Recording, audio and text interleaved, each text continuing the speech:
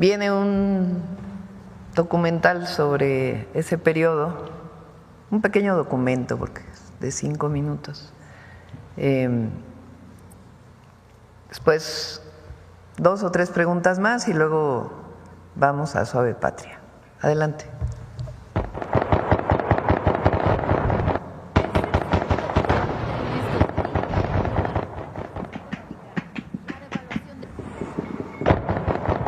No tiene sonido.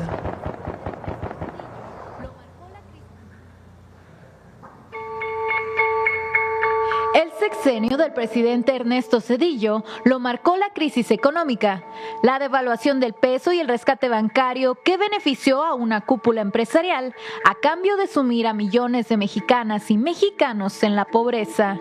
Pero también fue sello del gobierno de Zedillo la represión contra la población. Movimientos sociales, liderazgos de izquierda, grupos insurgentes y civiles y cualquiera que se opusiera a las políticas de su administración. Con Ernesto Zedillo como presidente, ocurrieron en México represiones que generaron escándalos internacionales. El 28 de diciembre de 1995, en la masacre de Aguas Blancas, 17 miembros de la organización campesina de la Sierra del Sur fueron asesinados a tiros y otros 23 heridos por judiciales y policías, cuando se dirigían a protestar por la desaparición de uno de sus compañeros. Un acto atroz que el resto de los integrantes de la organización aseguran fue planeado con la participación de diversos secretarios y funcionarios del estado de Guerrero por órdenes del entonces gobernador Rubén Figueroa Alcocer. El gobierno estatal intentó acusar a los campesinos de agredir a la policía para justificar lo ocurrido, pero la evidencia desmintió esta versión y 3 meses más tarde, el gobernador Figueroa Alcocer se retiró del cargo, con licencia indefinida y manteniendo su fuero. A pesar de las violaciones graves a los derechos humanos que fueron documentadas, los presuntos responsables continúan gozando de impunidad.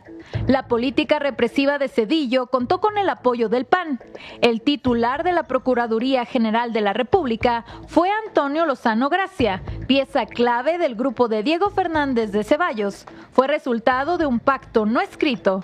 El jefe Diego desapareció en la campaña de 1994 para facilitar la victoria de Ernesto Zedillo, a cambio de posiciones en el gabinete. Esta represión estuvo lejos de ser la única durante el mandato zedillista. 2 años más tarde, en la localidad de Acteal, en el municipio de Chenaló, en la región de los Altos de Chiapas, en el contexto del levantamiento zapatista, en el que las desapariciones y homicidios eran la norma, el 22 de diciembre de 1997, un grupo paramilitar disparó armas de uso exclusivo del ejército contra la organización indígena Las Abejas, mientras el grupo de indígenas tzotziles se encontraba orando en una ermita.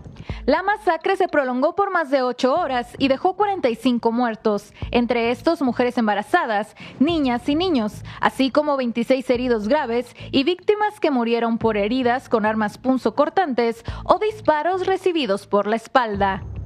De nuevo, la administración de Zedillo, a través de su secretario de Gobernación, Emilio Schweifet, intentó deslindar al gobierno federal de su responsabilidad en la matanza, algo que fue desmentido, ya que, como el mismo Schweifet admitió, tuvo conocimiento meses antes del ambiente de violencia en contra de la comunidad de la región.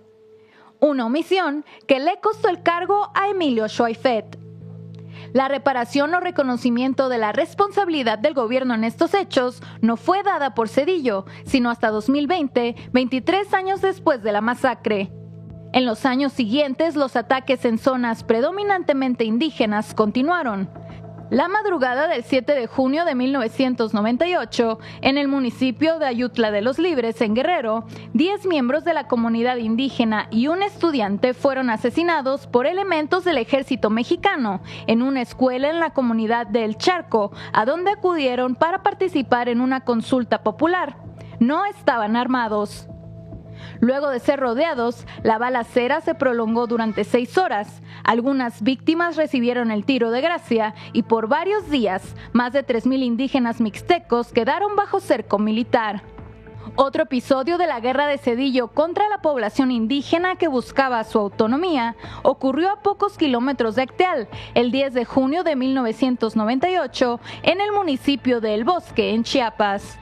Más de 1,000 elementos del ejército y de las diversas fuerzas policíacas, acompañados por helicópteros y vehículos artillados, se adentraron y atacaron de madrugada a 3 comunidades, dejando un saldo de 8 pobladores muertos, 53 detenidos y decenas de casas saqueadas.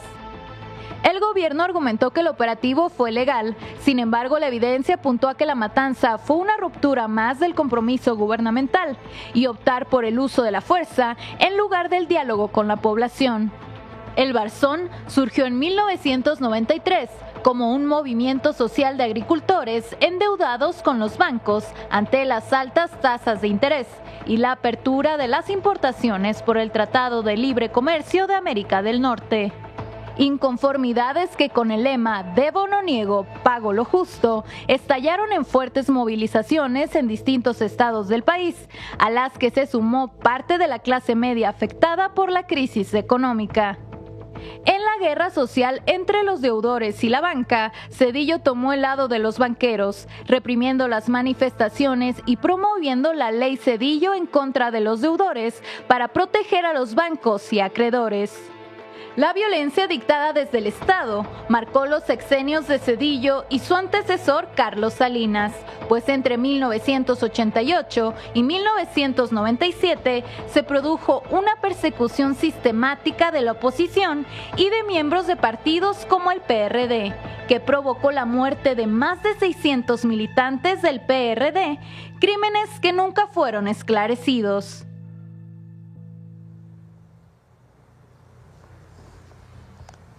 ¿Por qué ponemos esto? Primero para que, siempre lo he dicho, lo dijimos el 2 de octubre del 2024. ¿Quién fue el responsable de una represión ordenada? Pues el presidente de la República de entonces. Esto es solamente para que los jóvenes de nuevo conozcan el ambiente que se vivía en aquella época. ¿Por qué lo ponemos? Porque el debate hoy es el autoritarismo.